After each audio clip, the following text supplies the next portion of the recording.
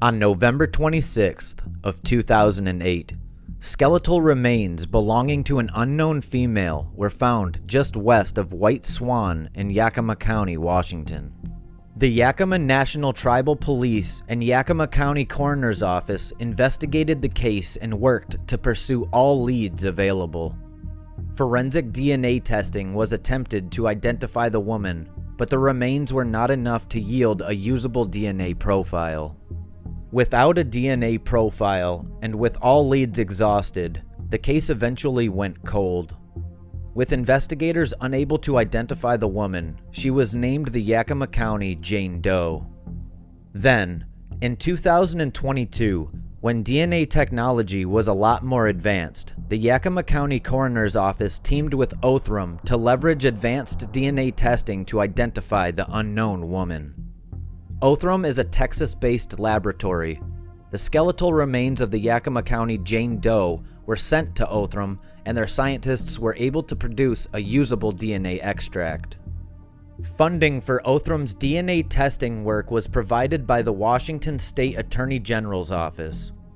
The lab used forensic-grade genome sequencing to develop a comprehensive DNA profile. Through an investigation by the Yakima County Coroner's Office, a familial reference DNA sample was provided, and Othram used familial testing to confirm the suspected relationship between the reference sample and the DNA profile of the unknown woman. This whole process finally led to the Yakima County Coroner's Office being able to announce that the Jane Doe is Daisy Mae Tallman on January 4th of 2023. She was born on January 10th of 1958. Daisy was staying with family in the White Swan area of the Yakima Indian Reservation at the time of her disappearance. Her keys and backpack were later found in the closed area of the reservation, known as Soda Springs.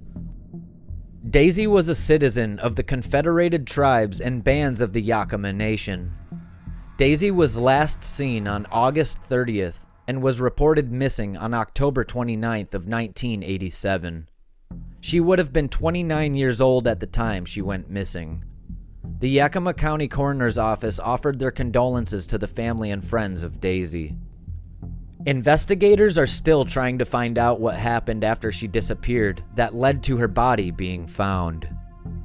Daisy's name is included among 16 other indigenous women whose bodies were found or declared missing from the Yakima Reservation between 1980 and 1992.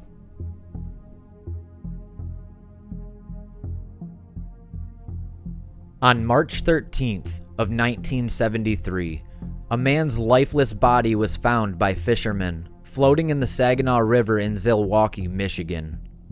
Autopsy results indicated that the man had been shot 7 times and had blunt force trauma to the back of his head. The medical examiner suspected he had been knocked down, shot, and discarded about 6 weeks before the fishermen found him. Within a year, with nothing further for detectives to investigate, the man was buried in a grave marked John Doe. The case remained cold until 2020, when the Michigan State Police Cold Case Team and their Missing Persons Coordination Unit reopened it. They exhumed the body for advanced DNA testing and sent the remains to the Michigan State University Department of Anthropology for re-examination. In late 2021, with help from the nonprofit DNA Doe Project, Inc., previously obtained hair samples and a new bone sample from the John Doe were sent to Santa Cruz, California-based Estrella Forensics for forensic genetic genealogy. In 2022, a possible familial match was located with collaboration from the DNA Doe Project. The connection linked the unidentified remains to a family in Beeville, Texas. With the assistance of the Texas Rangers, the family was informed of the possible identification, and investigators obtained familial DNA reference samples from several family members that were sent to the FBI DNA lab for comparison.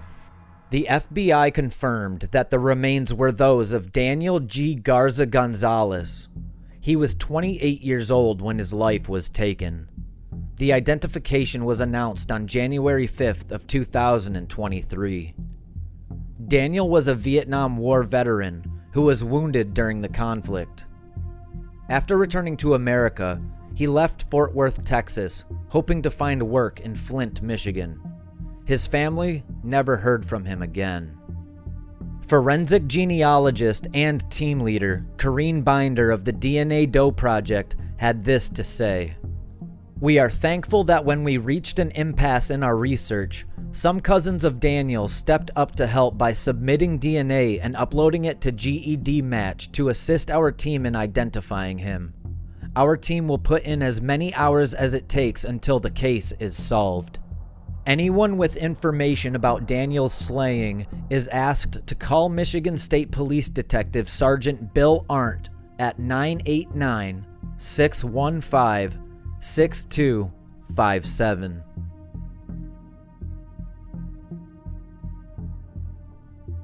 On July 24th of the year 2000, remains belonging to an unknown male were found 27 miles off the coast of Maine near Grand Manan Banks.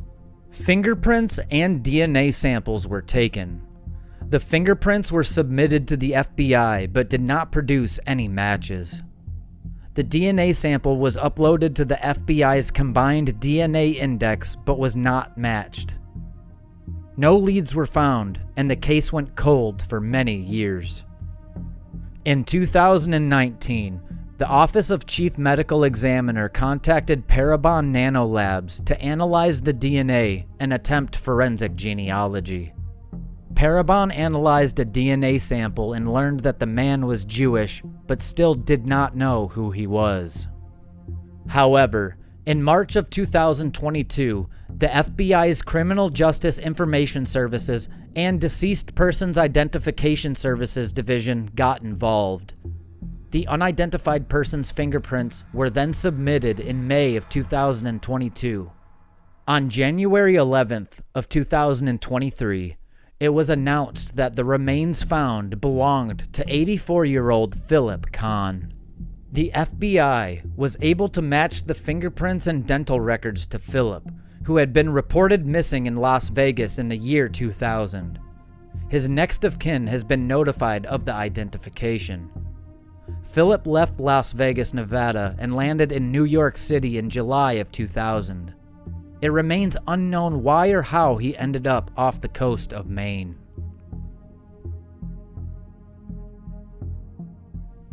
On October 27th of 1997, Michigan State police officers responded to an area near Fox Farm Road in Manistee County after a report of a deceased and unclothed woman who appeared to have washed up on shore. There was nothing to identify the woman at the time other than one earring. An autopsy determined the woman was not alive anymore due to drowning and appeared to be an accident. In September of 2020, detectives with the Michigan State Police Cadillac Post and the department's Missing Persons Coordination Unit re-examined the case and exhumed the woman for advanced DNA testing. Bone samples were sent to Estrella Forensics under the DNA Doe Project for forensic genetic genealogy. In July of 2021, a possible familial match was located. The names were supplied from the DNA Doe Project to the Michigan State Police for vetting. The DNA Doe Project uses investigative genetic genealogy, which results in the generation of leads to identify the deceased. The possible connection linked the remains to the Ting family in Action, Maine. Familial DNA reference samples from a possible brother were then obtained. Finally, the Michigan State Police announced on January 9th of 2023 that the Jane Doe is 26-year-old Dorothy Lynn Thing Ricker. Dorothy was last seen in Wisconsin on October 2nd of 1997 at 12:30 p.m. by officers with the St. Francis Police Department. When contacted by officers, Dorothy had not yet been reported as missing and nothing appeared abnormal. The following day, an abandoned vehicle was found nearby, and its license plate came back to a missing/endangered person entered by the Chicago Police Department. Investigators are currently trying to determine whether Dorothy's drowning was accidental, whether she took her own life, or if foul play is involved.